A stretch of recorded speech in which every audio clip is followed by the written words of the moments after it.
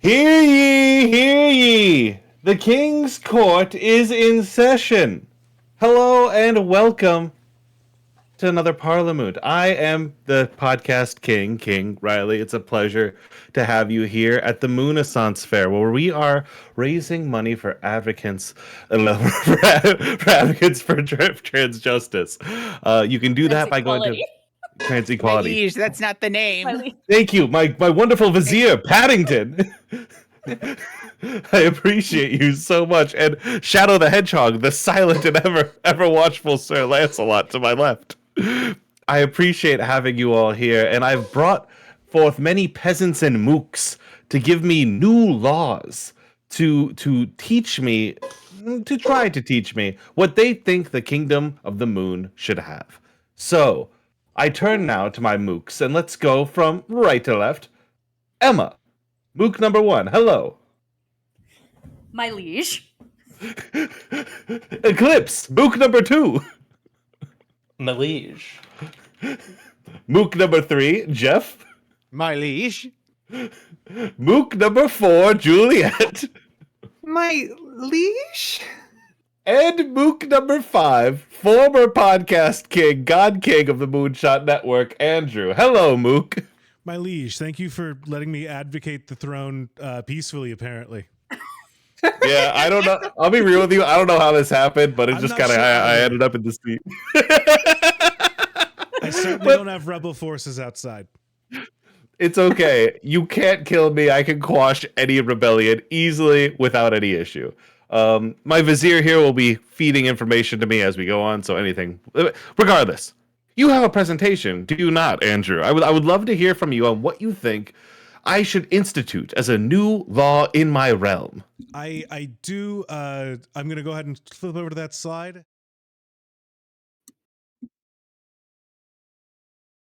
Thank you.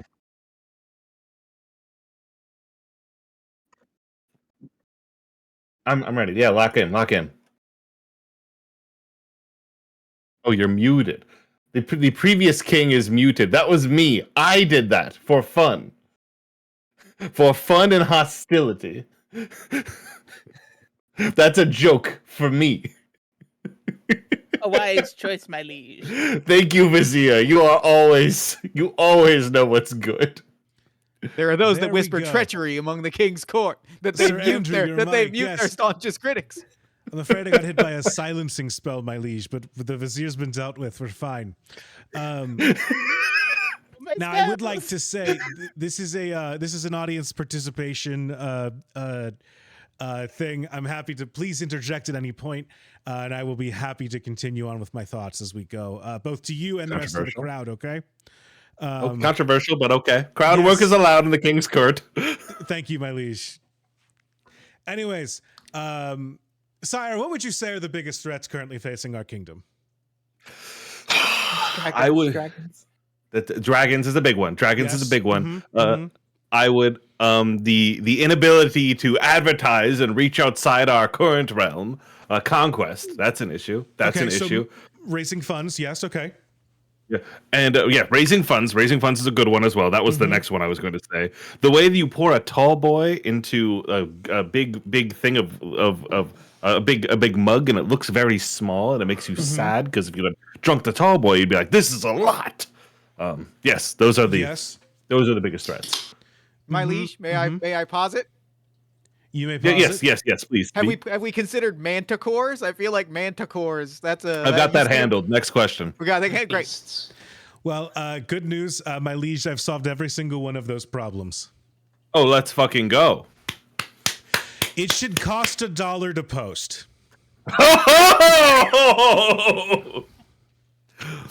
We're cooking. Yes, tell me more. This is the law that I'm putting forward. I think that this is an important law that would do a lot.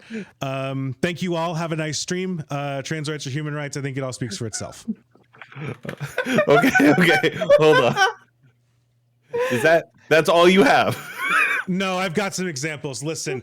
Okay. Here's I'd like to propose why this would work on each of our different realms. Okay.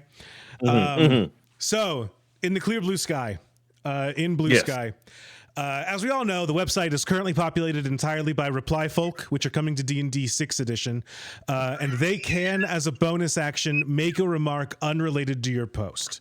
Charging $1 to do that would either solve that issue or it would make it feel better when they did. Whenever you see a post, the best dunk you can do is to say they paid $1 for that. And so even if you're spending $1 to say that, I think that like knowing that is like an important thing to move forward, right? Blue Sky users now have to pay $1 every time they fail to understand a joke, but make it your problem. That is big. That is a huge thing for Blue Sky users. I think that that's perfect.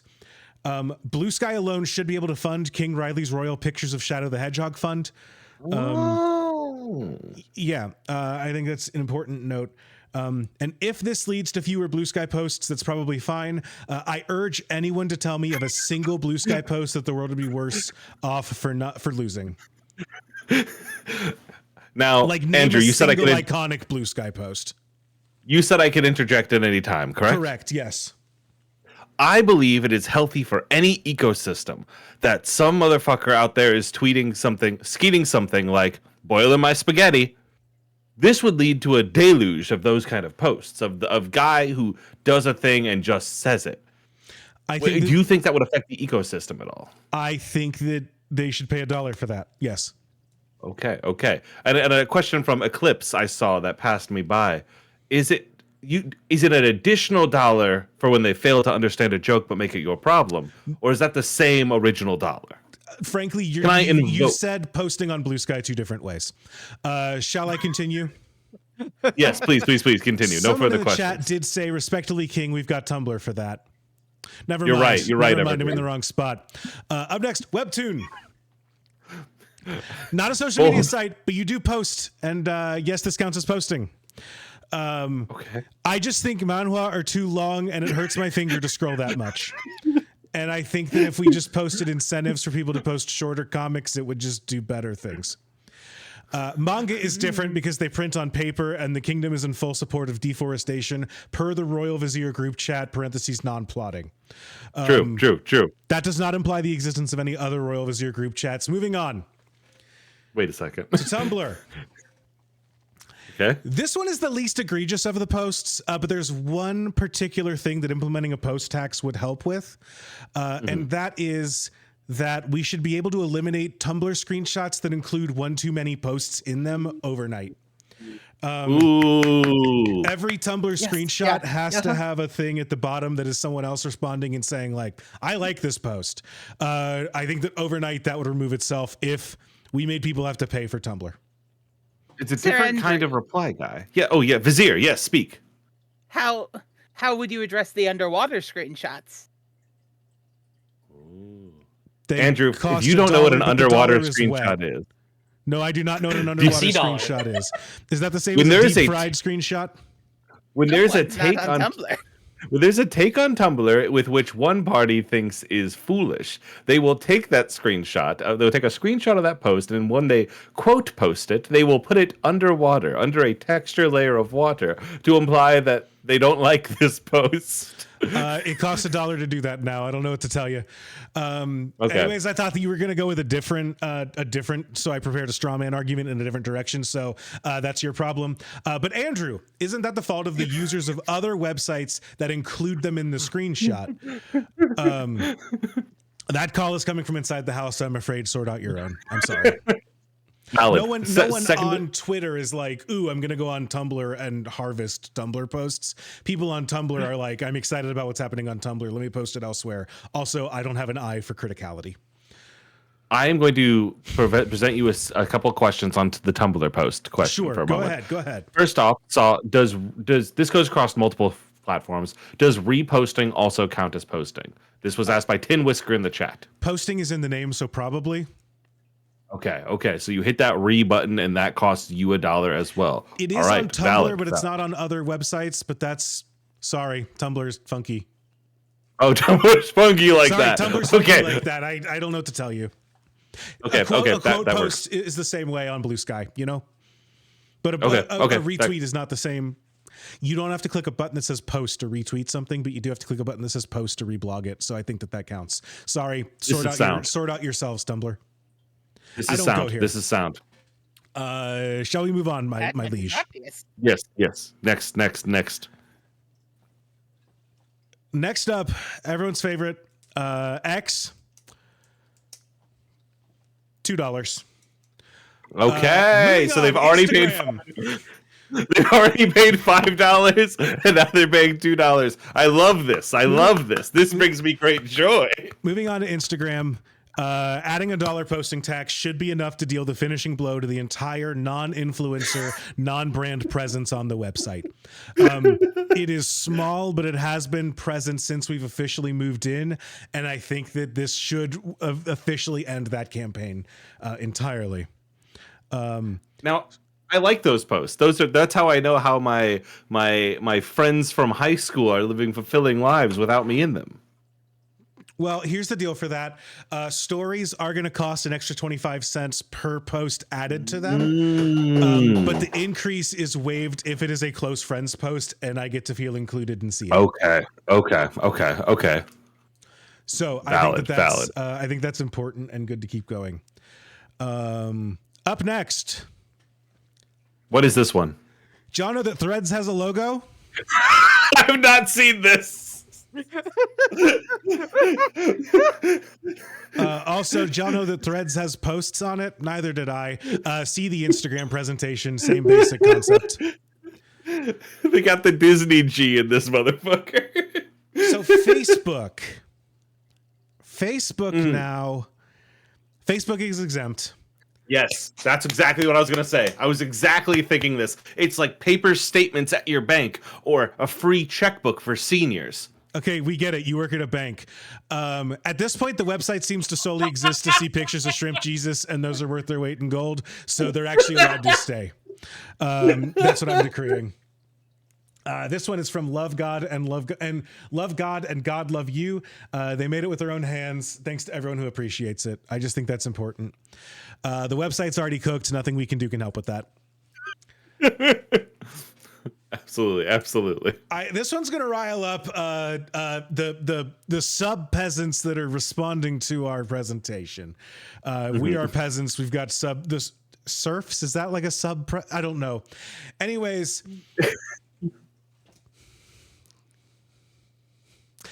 A single Northern Lion stream is going to bring in enough money that he can go on yet another Disney cruise. I have seen chats in more popular streamers, and I think that we should just, how can anyone survive? I think that it's important to keep this going. This should also cut down on moderator costs because people are certainly paying their mods, right? Hey, we gotta close that. We gotta fast forward past this point. If anyone wants to volunteer to moderate the Moonshot Twitch stream, please let us know. As the royal idea guy, I'm willing to split proceeds of this 50-50. I just think that that's, I'll take 50, you take 50. I think that we're good to go. Anyways, that's my presentation. Any questions from you, my liege, not necessarily the sub chat. Before I open this up to your fellow peasant presenters, let me turn to my vizier. Vizier, what do you think of this?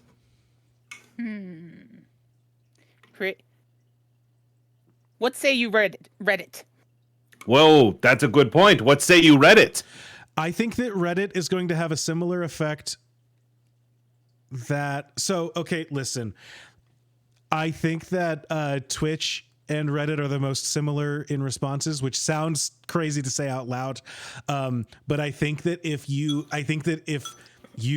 make people pay $1 to post on Reddit, it will eliminate all of the people for whom making a movie reference as a personality as the first chain of responses that are the most upvoted on every fucking post on that website.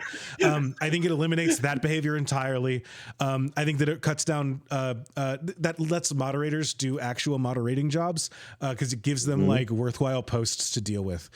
I think that I hate to say this, I think that we are kind of moving into a something awful model, which for everything bad that you can say about something awful, it was a self-selecting group, That's so, you're so true, peasanty. I will now open up the questions to the mid-level peasants who are yet to present. Please, Juliet, Jeff, Eclipse, Emma, have you say anything about Andrew's presentation? What if I don't live in the U.S.? I mean, I do, but what if I don't? Ooh, So what's the here's the exchange deal. rate on this? Yeah, this came up when I presented this to my wife last night to try to go over this. I think that it's just going to be dollars for the next 20 days ish until the dollar collapses, and then we're going to go ahead and pivot to a different currency that is worth something. Okay, it's always the most valuable currency available. One of the most Very valuable. cool. Yeah, I think so. That or we could do a model where like. You know how like I've seen this a lot, and I don't know exactly how true it is, but where you'll see something in the U.S. that costs $5, and then you see something in abroad and it's costs £5, and like those don't have an exact exchange rate, but I think that the vibe of $5 is like there's a vibe to $5. You know what I mean?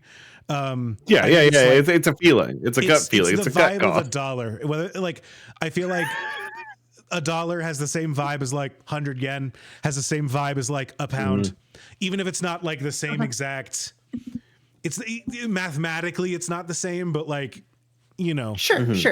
An additional currency question. Yes. Would we see from, let's say, if a social media site or app ever presence was able to become particularly dominant, would we see them sell posts in like, hey, do you want to get 100 posts? You can get that for just $80.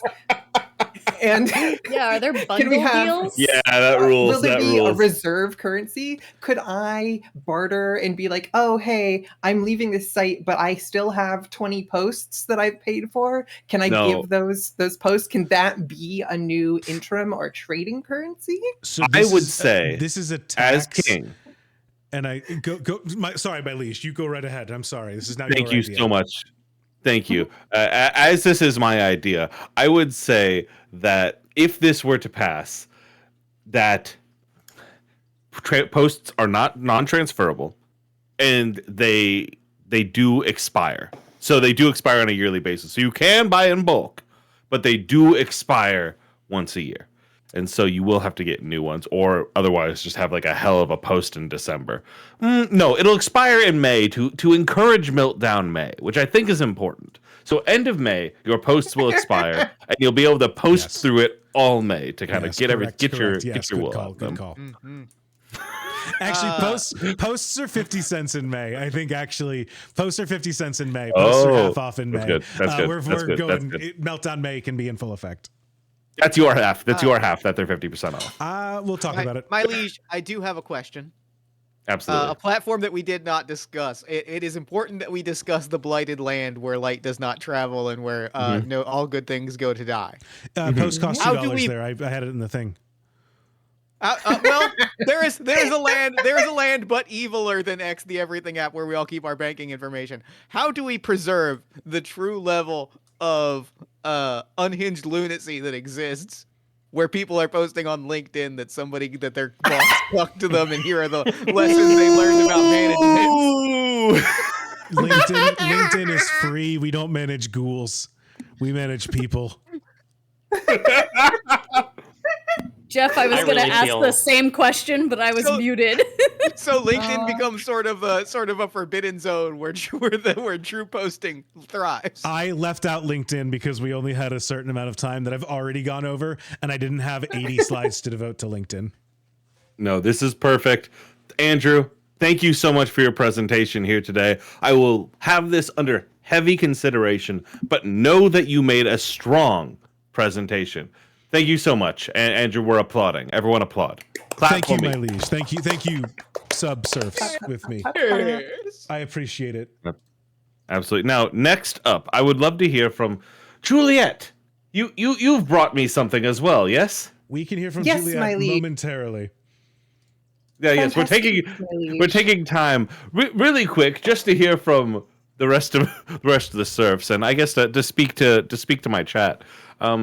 we're here legitimately actually raising money at moonshotpods.com/donate, which you can see in the chat multiple times. You can also go to on your own free will. If you can donate, that's awesome. We love that. It is genuinely something that, like, these are things that go to like pro bono name changes and for like legislation. Like, the money you give here actually helps in a time when it's really needed. If you can't afford that right now, I get it. That's totally chill. Share this, post it somewhere, just like post it in a Discord you're in, text a friend and be like, hey, are you watching the stream? Genuinely, and I mean this, you hear this a lot, and I'm looking at you and actually telling you that this is impactful and does help. So if you can post about this stream literally anywhere, it won't cost you a dime, but it might get us one to give to this charity. So please, please, please don't forget to donate. We are already at $1,250. We are slowly trucking along in a wonderful way. Slowly, I say, 1,250 in what, 2.5 hours of stream? It's incredible. But I need not say more. You already get it. I'm gonna throw now to my good friend Juliet. Andrew? Yeah. Yes. We will not. Let's see. Take it away. My liege, am I audible? And can you see the first slide of yon presentation? Yes, Fantastic. indeedy. Oh, fantastic. Yes, indeed. To all those present, yea, lords, gentry, courtiers, and ladies, I would beg your ears to hear of ye old astrovertical cattle integration podcast networks and you. Cattle. Podcast King, your lands are vast, your domains and URLs abundant. Nobody does it like Moonshot, right? Absolutely, absolutely. There are many things Moonshot does that are popular with our audience, but also things that are popular with a broad audience. We can think about the popularity and strength of our astronomical motif, right?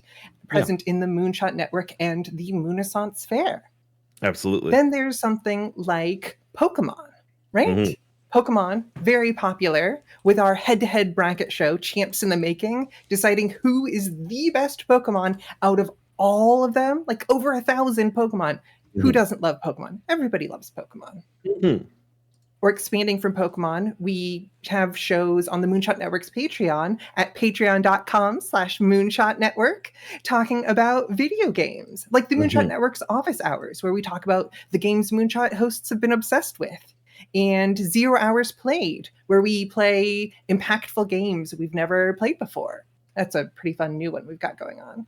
And speaking of new things, who doesn't like to experience new things for the first time? Or big things for the first time, like on Once Missed Wonders, where we do the same thing as 0 Hours Played, but for movies. This year we're doing all musicals on the Patreon. It's very fun. Or the Podcast Mines, where listeners submit names for podcasts, and Riley and Andrew find the diamond in the potential podcast rough. Who doesn't yearn for the mines? It's true. Podcast King, your lands are vast, your domains abundant. And yet, I would like to share with you some census of the lands beyond our kingdom. Do you know how many children there are? In general? Hundreds. Literally hundreds. There are hundreds of children? Yes. And in fact, a good number more than that.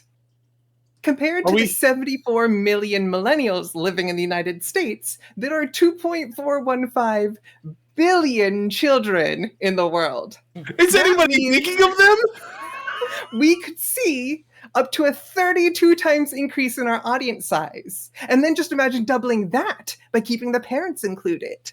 And of course, who doesn't love Pokemon, video games, space, the mines? Children. All of these things. But there are a few obstacles in between us and the expansion of your podcast kingdom, my liege. Yes. The first problem, shot is a very violent word. Who wants to be shot? Not me. The second problem, moon is a very vulgar act. Mhm. To bare one's buttocks? Good heavens! You're right. I hadn't considered this. I didn't know how many children there were before this. But we do want to hold on to that essential and popular astronomical motif. So, Podcast King, I wish for you to grant with your power, in the passage of this law, a new way of doing the Moonshot Network. A different way. Introducing Cow Jump Podcasts. Because... Aha! Would you like to share for the court the reason for the name? Why, of course the cow jump over the moon! Yes, of course the cow jump over the moon. And with Cow Jump Podcasts, listeners can know what to expect.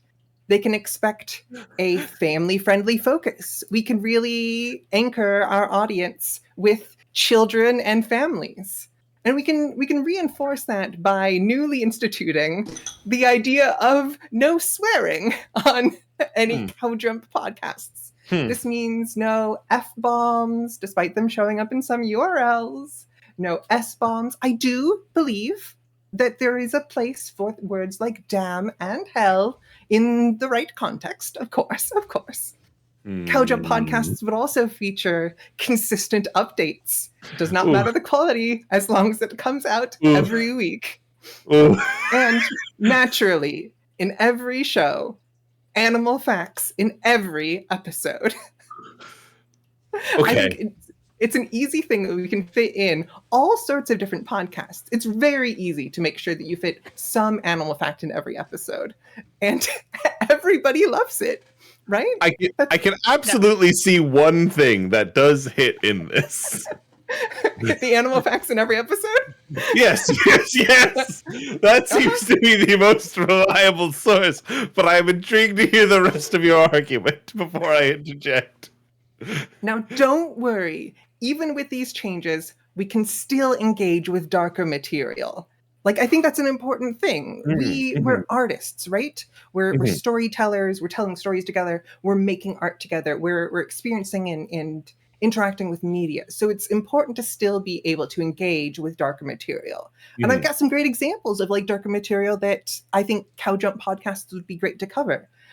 So think about darker material like Elsa going to the dentist, scary. Or now this one, I feel like I'm is kind of more in my wheelhouse. Like Elsa going to the dentist, important lesson, right?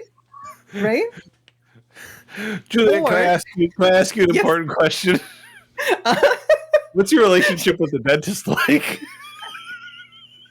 As soon as the entire Moonaissance Faire is going over, I'm having a root canal done. It's a great day to be alive. Literally. Monday morning, Memorial Day weekend. And of course, an important thing in the darker material. What if Bluey was in the back rooms? I think this is a question we've all been wondering, and for all of our shows to really engage with.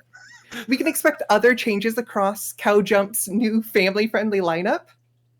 So thinking about Unnatural Selection, a show covering adaptations from novels into movies, right?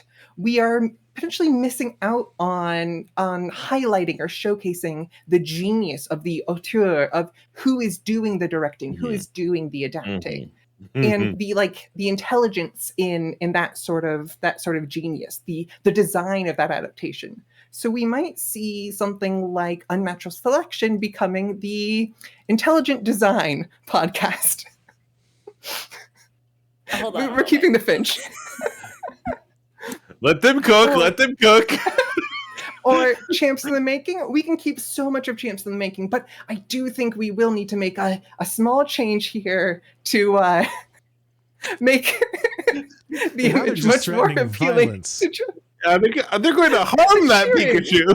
Oh, but he's smiling. No. They're raising their fist in success. Yes. He's smiling now. Pikachu's smiling now. Champs in the Making. Gentle punches. Or thinking about a show like All My Fantasy Children. It's like, okay, well, children, yeah, that makes sense for a certain age group and everything. But if we really want to make this like appropriate and on the level of kids, of this massive audience that is untapped, we want to be thinking about all of these characters, whether they're Big Jeremy or Cat Corby or any of these fun fantasy OCs. Think of them as like big brother and big sister sort of characters. So we might look at All My Fantasy Children as instead All My Fantasy Siblings. Sure. Yeah. Okay. Okay. It's like there's a party in my mouth, and everyone's invited. Naturally, That's of something course, everyone can enjoy.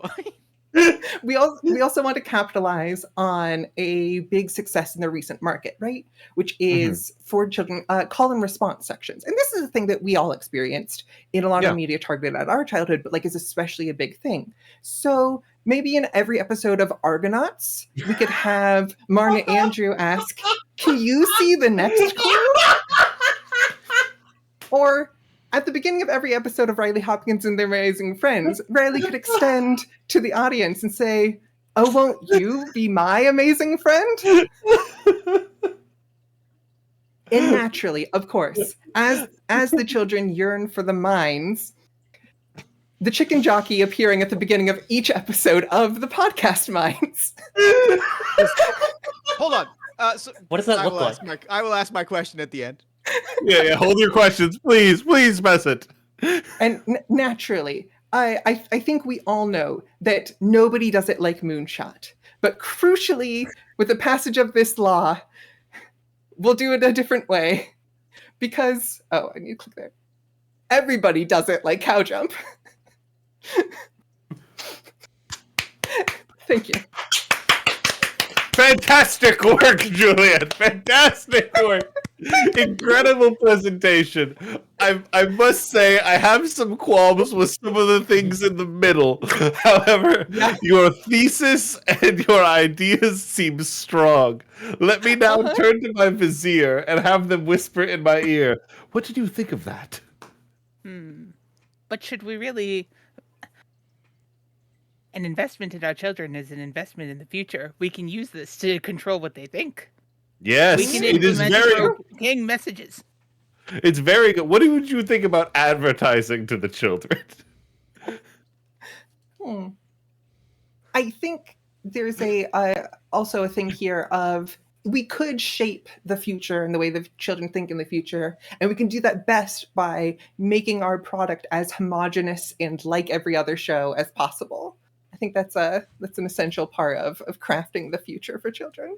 And before I open this up, have you heard of Cocomelon? Have you heard of Well, I was going to say, Juliet, how many shows do you think include no swearing, reference one animal fact, and come out on a weekly basis? I'm not saying there wouldn't be any changes involved. Of course, we would need the passage of a law in order to institute such a change. Absolutely. I do think there are some shows which animal facts come up regularly. Argonauts, I believe, has one hidden animal fact most episodes, and that just comes up in the course of a puzzle. Typically Let me open it up yeah. to the other presenters. What say you about Cow Jump? So, Juliet, my concern is, at the start of your presentation, you noted how moon and shot both have negative connotations. Mm-hmm. Are Yes, you not worried that the parents will be worried about cow, like an insult, or jump? I don't want my child to be jumped. That's true. Wow. There's what a manga wisdom that you're magazine providing. called Jump, and there's all sorts of violence in that guy. There's the Oh devil's my. work in comics.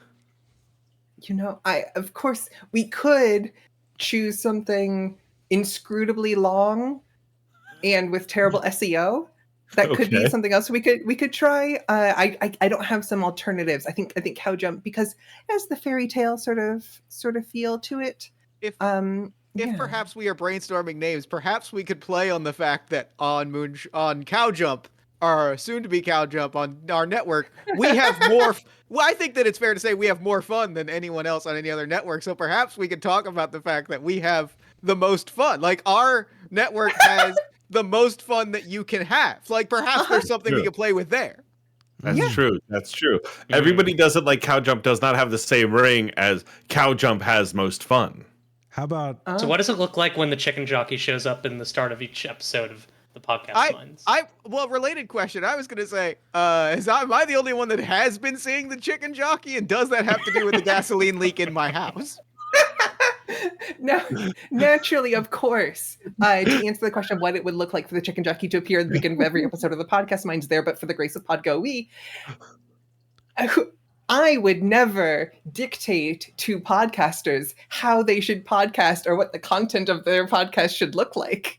So clearly, it is up to the artists themselves. We would never deign to any sort of censorship. we're not control. dictated to unless if we try to curse on Beef Flip.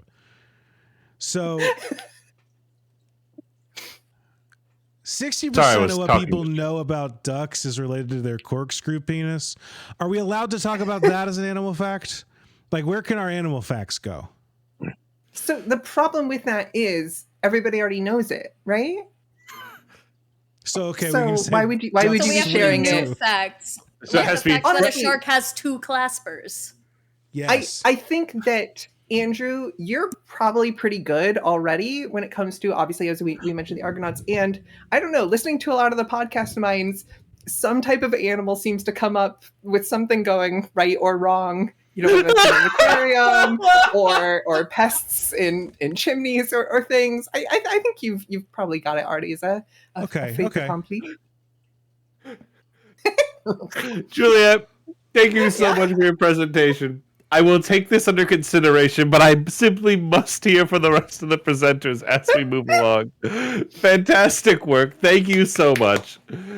Jeff, I must hear from you.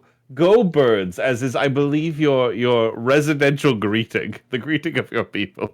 I respond with a humble go birds with you as well. My liege, Thank I you. come to you today to speak of a renaissance, if you will, to speak of rebirth, to speak Okay. of redemption, to speak of making new, to speak of giving things a new chance, to speak of reinvention, and to speak about the fact that we should only be remaking bad movies. Okay, now we're cooking!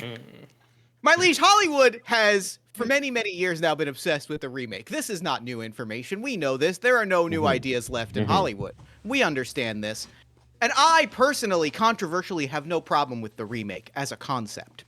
However, my problem is the fact that Hollywood is insistent on remaking good movies. This is terrible and no one wants this. They spend all of this time and money making movies that are trash, that are unnecessary when compared to their original selves. Making movies like The Lion King, which made Bo Burnham sad. I don't want to make Bo Burnham sad. Do you want to make Bo Burnham sad? He's going through enough as it is. I will be honest with you. A little bit I would love to make Bo Burnham sad, you're but that's picking the because wrong I have target, beef Jeff. with the man for no reason. Understandable. The problems that I have with these movies go deeper than just the general annoyance. You see, there are specifically a recipe for failure within remaking a good movie.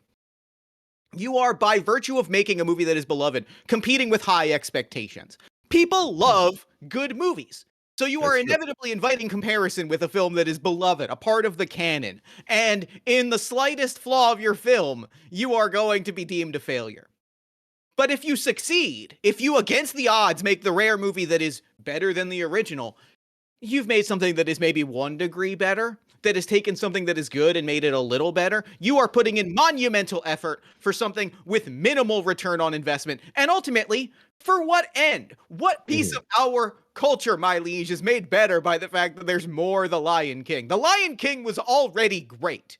We need not this art. What we need is to be making bad movies, and I'll prove to you that they have no cultural impact.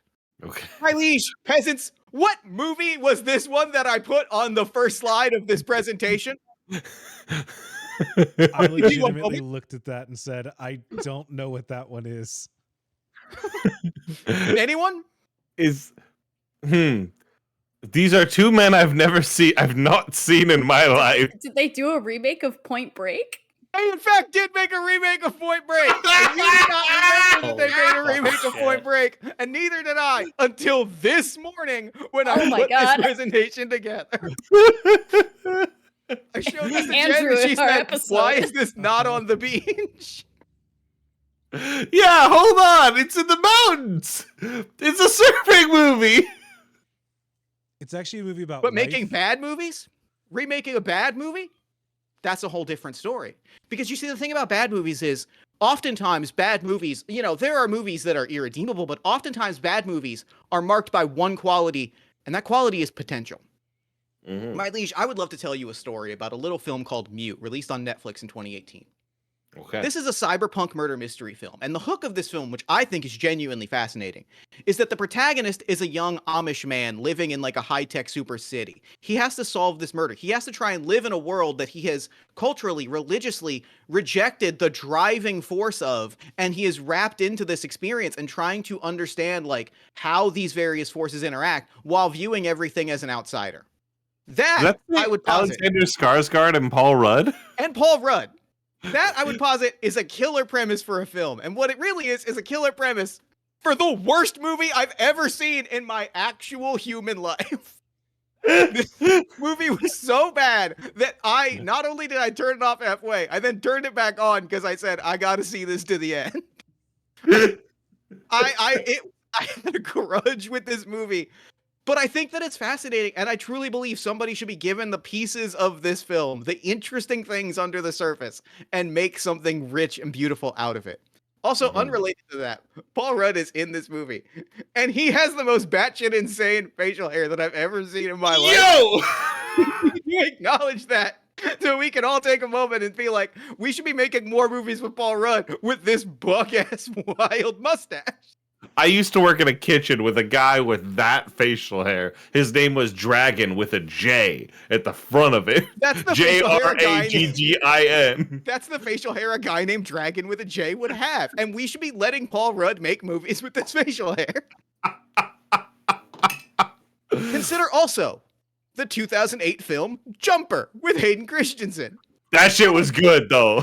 Nobody remembers Jumper. It was, but it did not have a cultural impact. But it is a movie where Hayden Christensen fights Samuel L. Jackson with teleportation powers. And you're telling me that's not a movie that we could explore more of with new creators, new people taking an artistic lens at? That is the movie we should be remaking, not The Lion King, not a movie that finished its artistic sentence.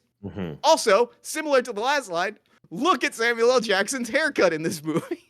They did dye that shit gray in a wild ass way. And also, my liege, you bring a good point up, which is to say, is Jumper a bad movie?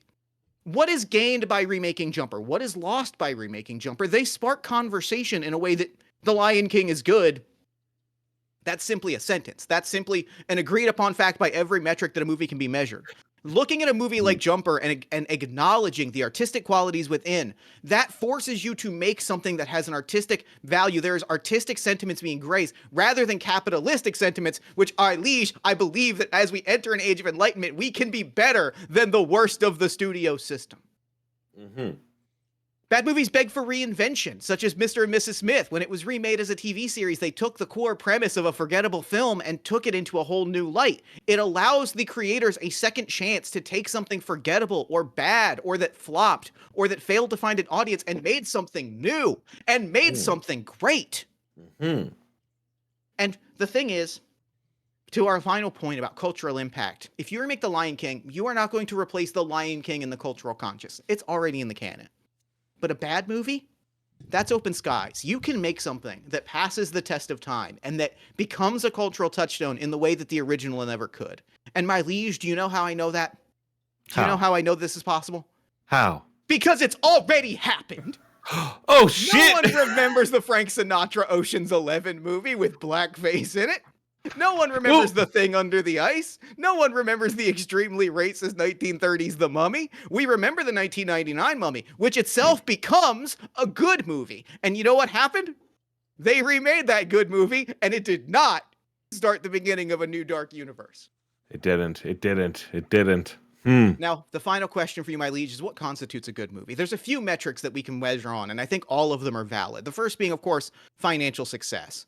We don't need another The Avengers. The Avengers made $1 billion. That one's empty. You know what we should remake instead?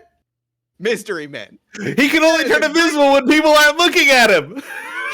He is the shoveler. His power is that he shovels well. That lady's got the bowling ball with her dad's skull in it. It was one of my great, again, a movie I love with all of my heart, but I recognize made $0 at the box office and is prime for a remake. We can also look at critical accolades. There is nothing to be gained by a remake of Casablanca. It is by all rights a perfect film, and the fact that it was made when it was made is a critical part of the inherent magic of the original.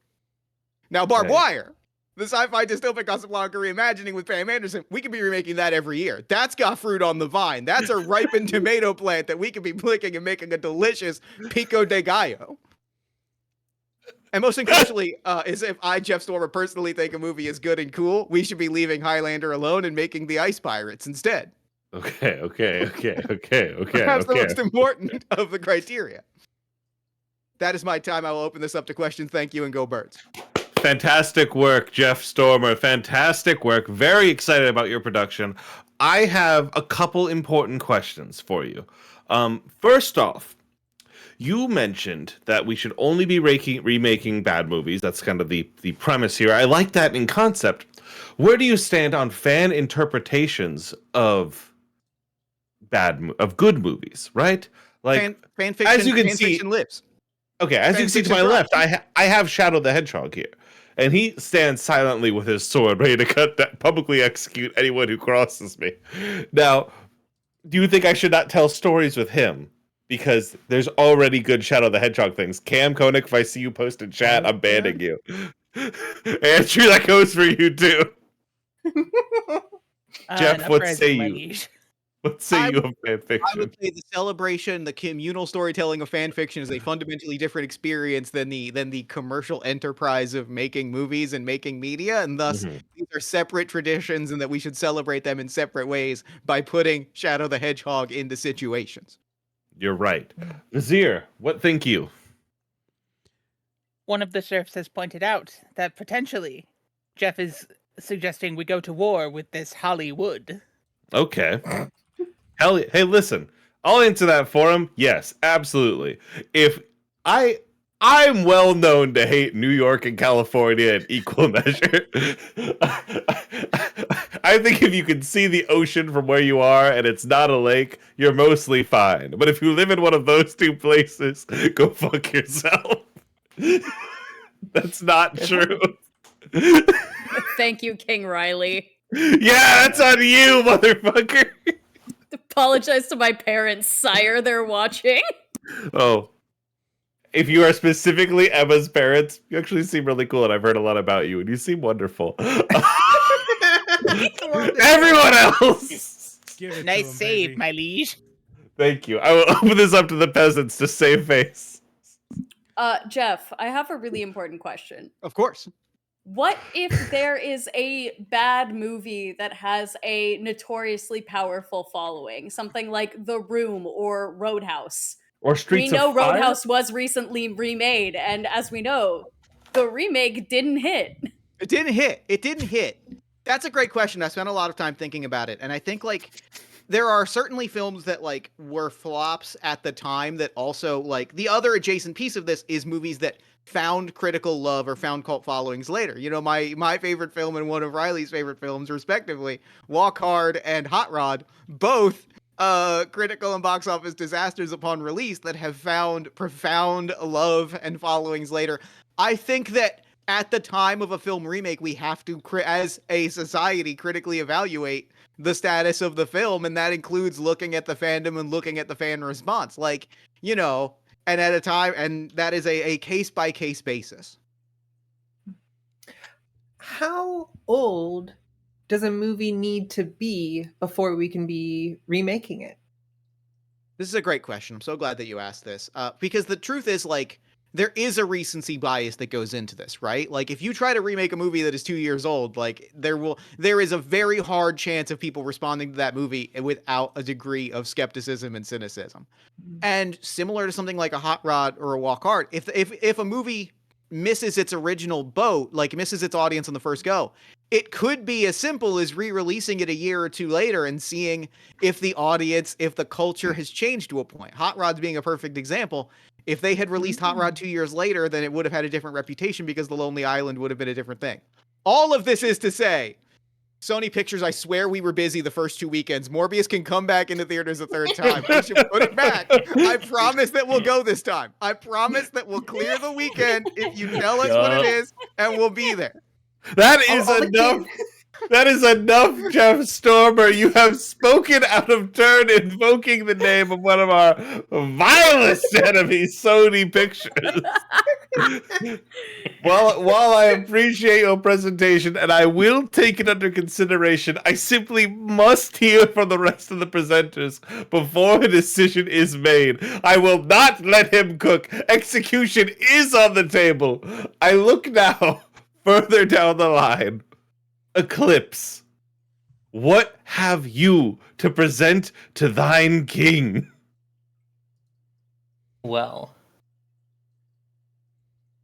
I send a letter on a cold morning and Okay, hell yeah. invite you to a cabin in the woods, a snowier residence than you're used to, you know.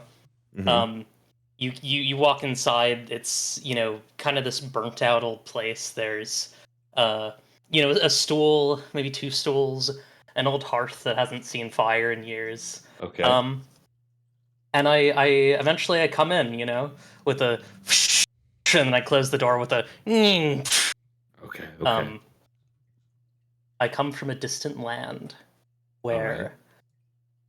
fell sorcery has warped the world. Children no. work like men. The leaders they've fallen for things you cannot imagine. Greed that steals their very hearts. Okay. Lived there when Yes, I was a yes, we all child, live and I here. know I know that my matter may not relate as much to your kingdom, but I will try and convince you that I'm ready. Roblox should really just be digital. Oh, fucked up. Legos is what it should say. Wait, repeat the title to me at a normal banter. Roblox should really just be digital Legos. Okay, yes. Applause. Okay. We've gone way too far. Fuck off. Why are there, like, modern shooting games on fucking Roblox? It's literally... It's Legos Online. Why is there round? That's Like, true. A ball is okay, but why is there, like... Why are there fucking, like, meshes? Like to this degree. It's absurd. And then... The lighting is supposed to look like shit. Like, Roblox is supposed to look like shit. It's like Minecraft. Like, you can't. It's not allowed. May I pose a question very quickly, just out the gate? Yeah. I was under the impression that Roblox was basically Minecraft Dreams. The Dreams by Media Molecule, if it was only Minecraft visuals. The 3 things you have shown me here are horrible. I hate this. Is this... This is truly what they're doing over there. This is what they're doing to the children who'd be listening to Couch Up. I will say these are edge cases, kind of the games that are pushing the, you know, what you can do with the engine. But, you know, broadly, there has been a shift in the aesthetics towards over animation, towards meshes, towards more complicated things, and also broadly a push, which I'll talk about later, a push towards microtransactions, a push towards games as a service elements, and a broad push towards, like, login rewards, things that are, like, very much interested in bringing children in, because children are making these games and attempting to eke out a small amount of cash from a pretty exploitative system. Okay. I'm listening. It wasn't always like that, though. When I was 10, this was like crack cocaine. And it was much more free-to-play / non-exploitative. Mm-hmm. It had combat with a low skill floor and a high skill ceiling with destructibles. This shit, you can still play this. I think it's called like Tower Battles. You're like, you have like rocket launchers and swords and bombs and shit, and you're like fighting each other on these big spires, and the spires can like get destroyed. It's good. It's fun. It's fun for a kid. Games about building. This is a thing that is like not part of Roblox anymore. In the little that I've done sort of scouting in the past to kind of get a lay of the land. It used to be very popular to have Roblox games that were just like, yeah, fuck around with a bunch of tools and build shit. Very Gmod-esque in that way. Yes. And then compelling environments to explore via simple locomotion. Little Big Planet-esque, you mentioned Dreams. Yes. Very, very Media Molecule-esque. You know, you would go into a game, you'd look at it, you'd play it a little bit, and then you'd leave. And you wouldn't need to pay any money into it. You wouldn't need to pay any virtual currency into it. It was literally for love of the game that it was made. Yeah. There were, you know, I have a timeline that we'll go through, but there was a point where it became a little bit more, you know, you would get in-game currency that you couldn't pay out through, like, you know, selling like VIP options for your game and stuff. But for the most part, early on, it was just like, yeah, you know, people were having fun. Kids were having fun. Comparison: the version default versus the Chad noob. The default being the sort of modern Roblox character who looks like shit, and the Chad noob, the noob, who was the sort of default for Roblox, who I think also looks like shit, but in like a very endearing way. The default has dog hair, is addicted to microtransactions, loves daily experience login rewards, so every time they hop on Roblox, they're like, I gotta go to my 6 games to get my points. I fuck not with a daily. Let me say that. Can't build even simple stuff.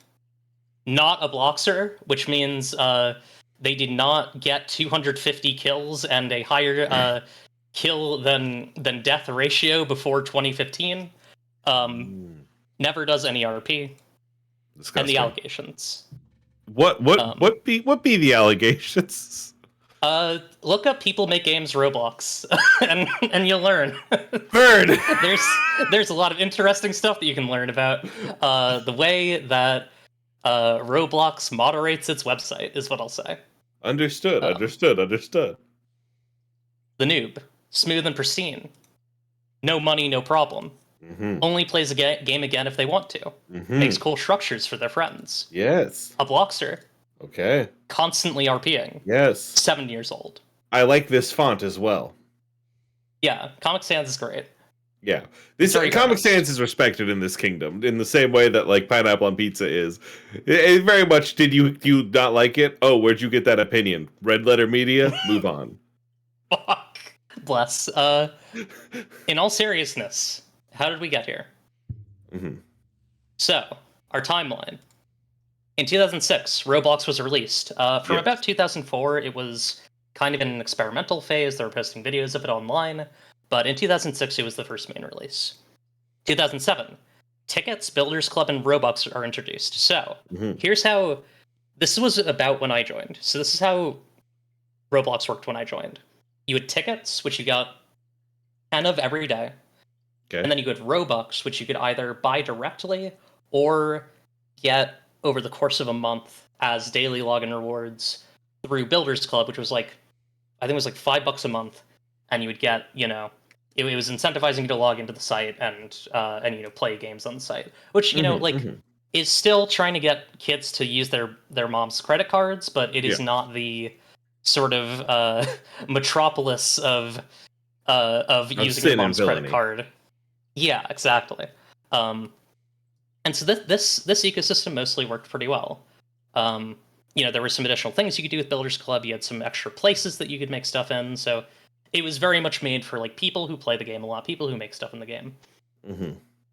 2011, Roblox game cards are in CVS and Target. They were present in other places before then. This is kind of just the main like big box stores, pharmacies, starting to hold these. You know, you could get Robux through this. 2016, tickets are removed. The only free option for getting cosmetics, for getting, you know, for doing occasionally like trade with other people, for engaging with the game besides being a like default character. They have since added some free options, but this is kind of the point where free play for Roblox becomes a bit of a thing of the past. 2020. So previously there was some user-generated content in the market, which is where you would spend your Robux and tickets before 2016 on items. Before it was just t-shirts and shirts. So those were 2D objects that you could make in MS Paint. Very simple, very accessible. I made some when I was a kid. Like it was fun. This was the point where they were like, we're gonna start letting people make hats and like, you know, fucking like back blings and shit. And you know, this added to the sort of overall monetization of Roblox, but you still couldn't take your Robux out of Roblox. This was still on some level, a hobby game. 2020, after this expansion of user-generated content, payouts are added, which means if you have, I believe, last I checked, it was about 350,000. No, I think it's like 100,000 or something. If you have an amount of Robux that you've earned from people purchasing your items, whether that is like people buying microtransactions within your game, people buying access to your game if it's like ticketed, people buying your user-generated content, you are able to pay out Robux straight from your own you're able to get money from Roblox, or Roblox will pay you for it. I don't know what the exchange rates are. I assume, if I remember correctly, because I looked at it at one point, they're pretty bad. They kind of suck for the user. 2021, Roblox goes public, so you know they're a big deal. So why the fuck do I care? Why do I even care? Why should you care? But yes, we'll start with why I care. This is my Roblox character. I have not played in a long while. Yeah, look at them. Roblox was a place of comfort, community, and creativity for me as a child. It was, you know, a place where I played with my siblings and made a lot of friends and hung out with friends after school and made fun stuff. And you know, it was like a mostly safe environment to do so.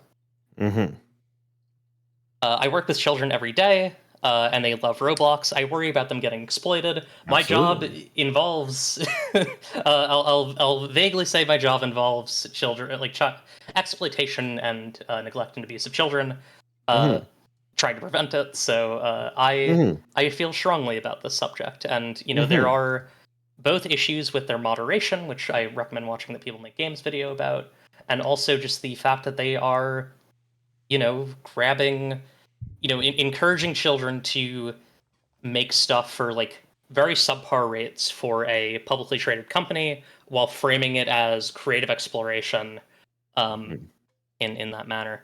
I want those same children to experience what I did. It doesn't exist anymore, which is going to my point that Roblox should just be fucking Legos. It should just be toys. Yep, it should just be toys. I understand this. Be toys. And I'll admit, I'm nostalgic. The game I used to play is dead, and a far worse game wears its face. That's just how it is. Things change, and it's sad. But also, I wanted to acknowledge the kids are all right. Kids will always create in imperfect circumstances. You know, you could give a kid some fucking sticks and marshmallows, and they'll make a bridge. I mean, usually you instruct them to do that because that's like a science class activity. But you get my point. Yes. Oh, I lost it. Okay. Kids protesting for Palestine in Roblox is rad as anything. I think that says itself. True. And I hope when kids are done with Roblox, they pour all this love and art into something that will last. Absolutely. If my law is passed, this is where I'm going to get into what I'm offering. What I'm Okay, offering to King Riley, our liege. I'm listening. I will build a cool house, and we all get to hang out in it, and everyone will get admin t-shirts to enter my secret room with every hat. I will need to learn how to Lewis script a t-shirt key door, as I never learned. I tried to do it, but my character would just die when I tried to walk into it. So I got to learn the scripting language. I understand. Kids will be more able to focus on being kids instead of being pushed into being pseudo-professional underpaid game designers. Yep. And communism, in a way, will have won. And that's what it's all. So, Okay. thanks. This is an old Roblox video. Oh, That that makes things is old. funny. Look at that Mac like toolbar at the top. Yup. Incredible. Pretty fucking awesome. Thank you so much, Eclipse. Thanks. Fantastic work. I have a couple questions before I open it up to the rest of the presenters here. Now, I was not a Roblox child. What I was a Toontown child, a Gaia Online yes. child, a Neopets child, Mhm. a Pro Boards child. And so I ask you, Roblox is the only one left alive today. Neopets lives, Gaia Online lives, but not in the same way that Roblox lives. We know this. Should we be giving those other faltered areas a chance to regrow into something that more matches our vision? Or should we try to take over Roblox and make it come back normal mode? I think we need to stage coups on all of these old projects and bring them back to something close to what they were. In like sort of a stasis. I think it would be beneficial if they were like sort of in more of an archival state than being constantly rewritten and updated. Would you do like RuneScape Classic exists? Would you do a Roblox Classic? I would love a Roblox Classic. They've changed the physics quite a bit in Roblox, so I think that'd be cool. Okay, I will now open this up to. Well, first, Vizier, have you any thoughts on Roblox? I believe your vizier is dead, my liege. Oh, my Vizier's Hello? fucking dead? Never mind. no. I live. The poison worked. No, poison wait, didn't what? work. Hold on. Fuck.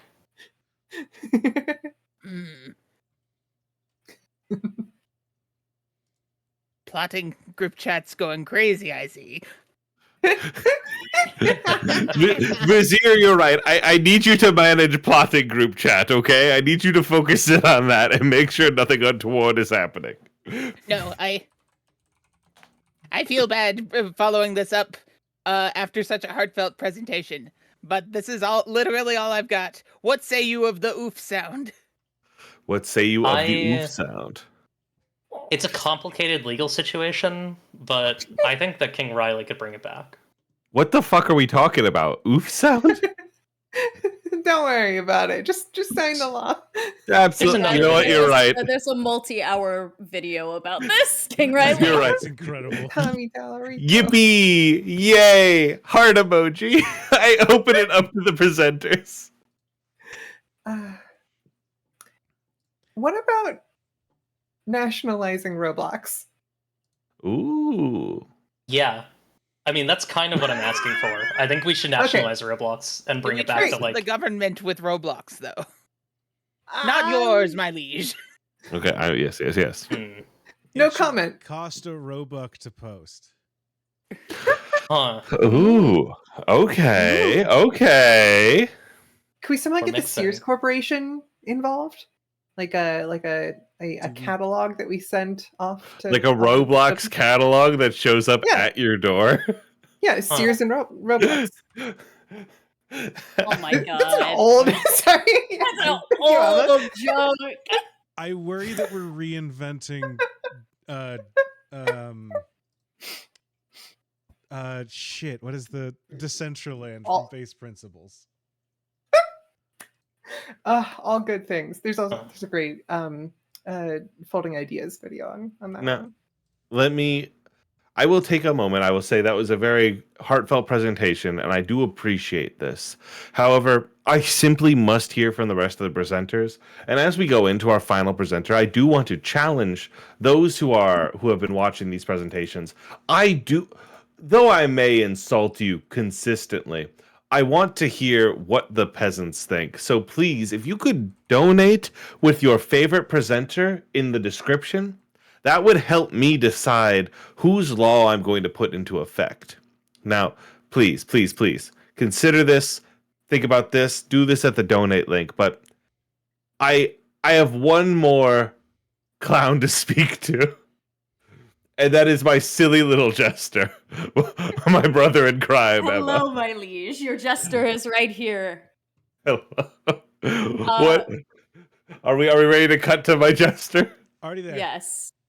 All right. My liege, as you may know, I recently went from being a front of house, on the floor, interacting with people kind of job to Yeah. sitting behind a silly little desk, This is much true. like yourself. This is true. And it's led me to a conclusion I would like to propose to you today. Okay. We should treat desk workers like horses. What could you possibly mean? And I do think we Okay. should legally enforce that employers make this happen. Speak. And now, speak. stick with me here, sire. I'm enamored. Imagine, if you would, sire, a horse. I'm picturing it. Now, imagine him... Cutie mark or no his cutie whole- mark? Whichever your heart's desire, sir. Imagine him here for his whole day. Uh-huh. Does it make you sad, sire? Uh-huh. I am sad. He's sitting there. He looks sad. He's standing in a little 2x2. He can't go nowhere. Sad as shit. Yeah, I get it. Does it change your perspective with the context that he's at his 9 to 5? Oh, never mind. He's working. Working man. And yet, should it change how we feel, sir? Ooh. Say more on this. Now, does our horse actually stay in his stable for an entire workday? No, of course. No. And our human desk workers shouldn't either. Okay. Now, hear me out. There is something in horsekeeping called turning out. And according to the North Texas Equestrian Center, turning out is when your horse is moved to a pasture or a strip Okay. of land that allows them the freedom to run, play, and, get all their energy out. Mm-hmm. Sire, this could be you. Ooh, I could run and play, You could run and play. but yet I must work. You could get turned out. I could turn out.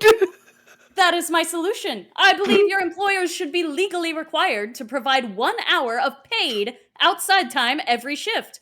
And if they don't, it should be seen as inhumane treatment or perhaps an OSHA violation. Important intercession here, and I do not want to stray from your path because I love I love to pick up what you are putting down. Is that not the lunch break? It is not the lunch break. This should be in addition to the lunch break. Okay. The lunch Yes. break, you have to heat up your food. You have to Mhm. do tasks and make sure you are hungry. You cannot focus. I think that this should be a completely separate time to wander and be outside and take a breather. Okay. And now, there are many benefits to turning out a desk worker. It'll boost morale. Mm-hmm. It will increase productivity. Mm-hmm. It will lead to healthier employees. True. And these employees will be less likely to kick you or break desk when frustrated. I understand. Now, who I understand. amongst us has not been at work at the turn of spring when it's the first nice day out and gone, I'm not getting shit done because I just want to be out in the sunshine? That's true. I have lived this life.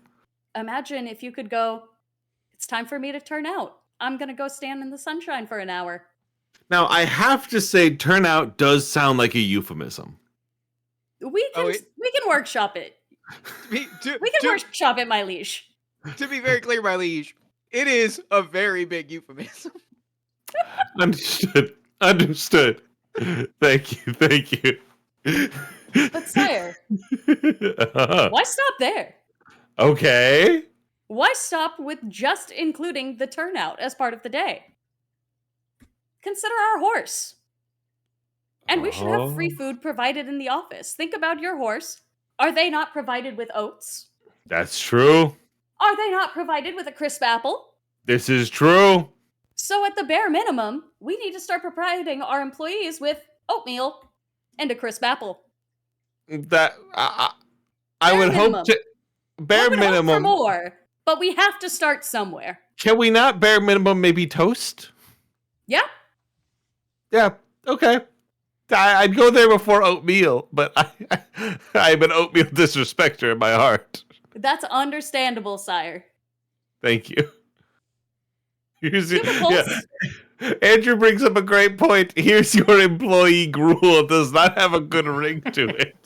That's fair, sire, but I am thinking that we need to start somewhere in order to then ask for more. Most people in their pitch argue for more and then barter back to something less. Yes, but we are in the midst of a capitalist hellscape. That's true. They've got me there. So my next point is that, much like the stable, cubicles should be contained spaces with doors. An office. It creates a modicum of privacy. No, sire, it's not an office because there is still open space next to you. Okay, You okay. are still able to turn to your fellow employee and ask a question. Okay. It lets employees feel more comfortable in their space. It prevents the boss from sneaking up on the employee and getting kicked as a result. And as we know, should the boss startle the desk worker, it should not be treated as the worker's fault for responding with violence. The boss should know better. That is true. That one's just true. Now, this one is pretty self-explanatory. Boss makes $1, I make a dime. I am expected to shit on company time. Yeah. We have Shit all at heard work. the statement. Shit at work. Exactly. We have all heard the statement, hold your horses, but not once have we told the horses to hold their horse shit. And we should not have to either. I must ask, Emma, do you have to hold your horse shit at work? Not at my workplace, but we have heard tale That's and true. hellscape of the offices that put in the special toilets that make it uncomfortable for you to use them at your work time. That's true. That's true. I have heard tell of these. I hate this image.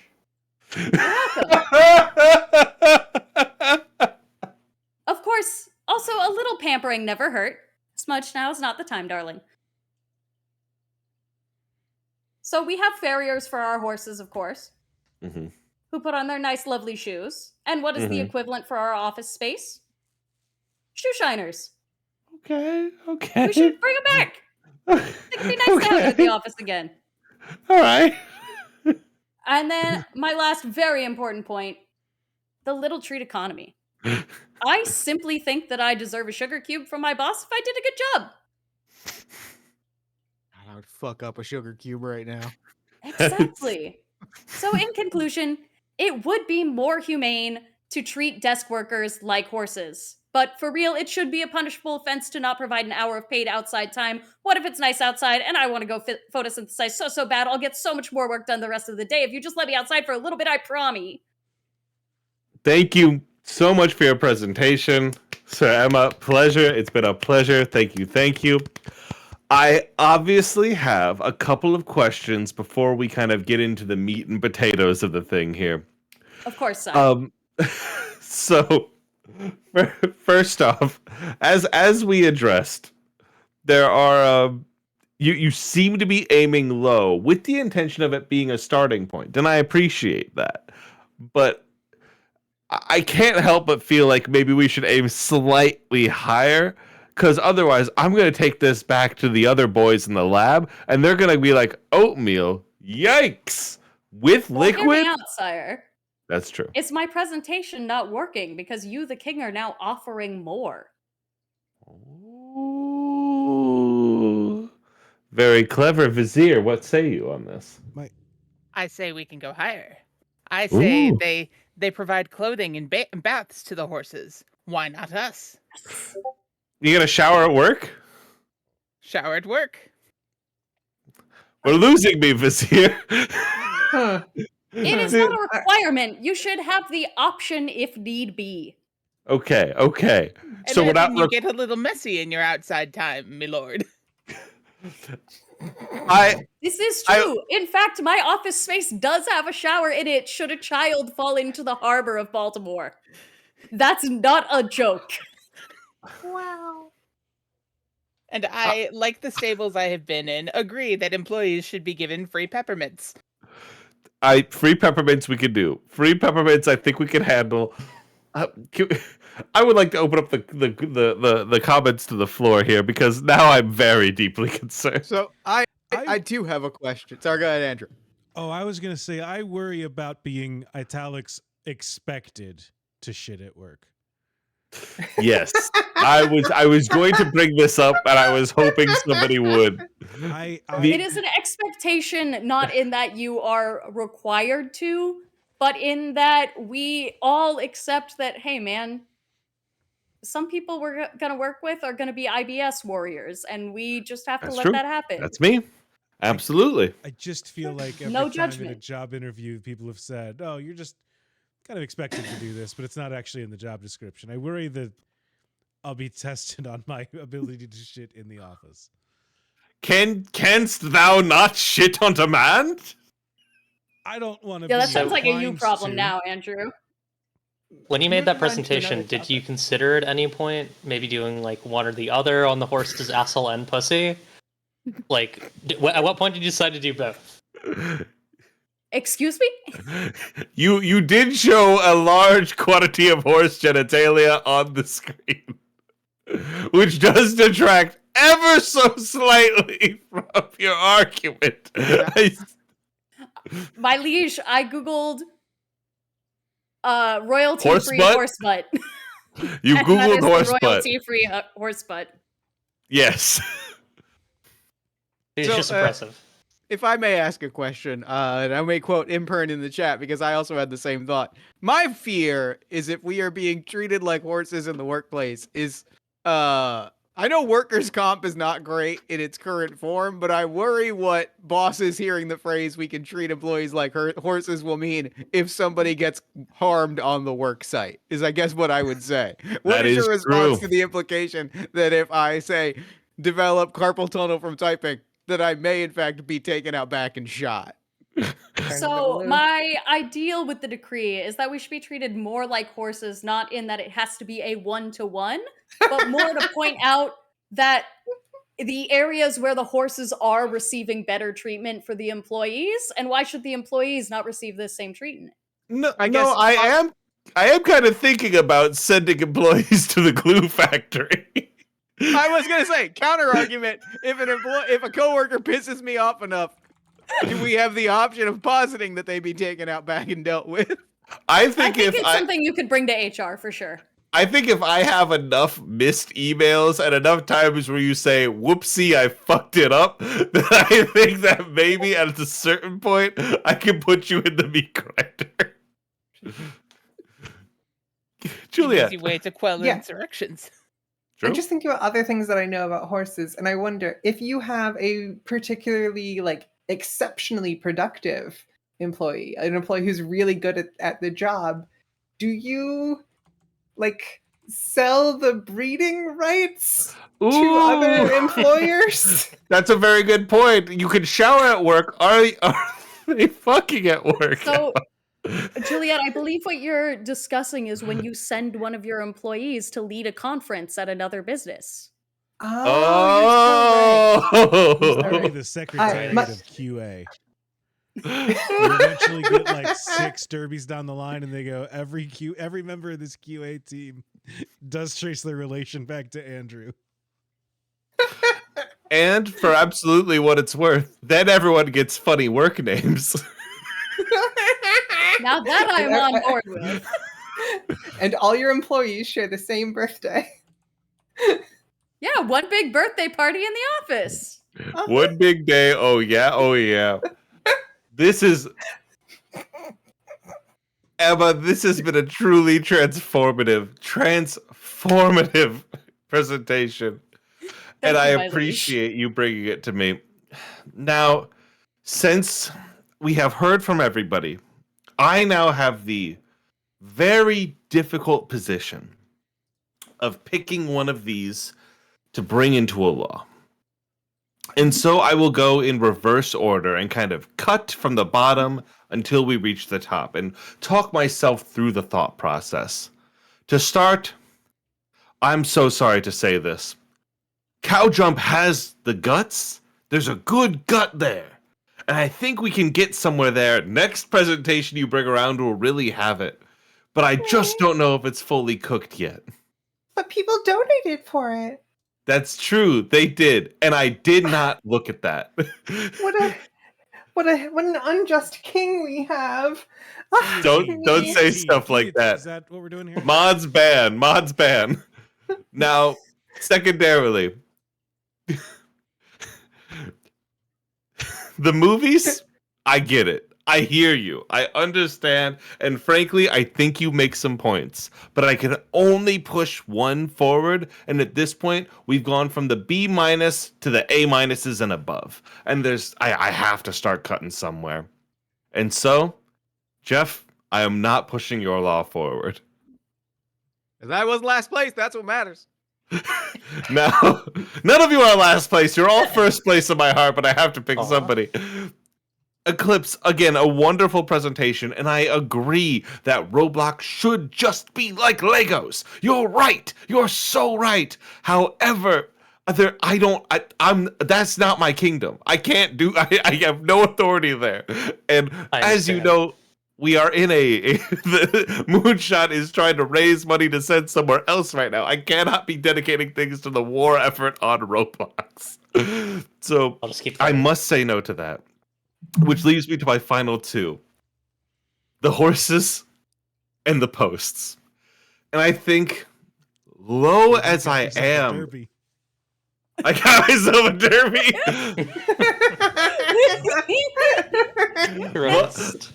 Loath as I am to say anything kind about the previous king, I do believe that charging to post would solve many things. However... I don't think it's the true answer because I believe the normie poster is the most important poster and they will be driven off if they have given the slightest bit of resistance.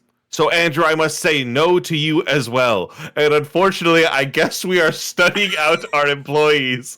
Emma, I am passing your law. No! Employees shall be treated like horses. We'll figure the rest out in the fine print. Yes. Can I get a nay in the chat? I'm seeing a lot of revolt. That is not what I want to see. Nay. My liege. Nay. Yeah, Thank yes. you, my liege. Absolutely, brother. Yes, Vizier. El Horso. Oh, fuck! You're still right! This is unacceptable. We need to band together to overthrow this terrible king. This king? I don't know, man. This is working out pretty great for me. We'll come back in a moment where, you know what? I think we need to fight in single combat. I truly think it's the only way. And in order to further raise money and, moonshotpods.com/donate and all that, I'm going to fist fight each of you individually in turn.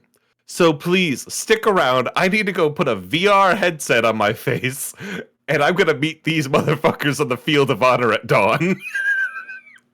I will send my champions. I will send my champion. Momentarily. I'm uninvolved.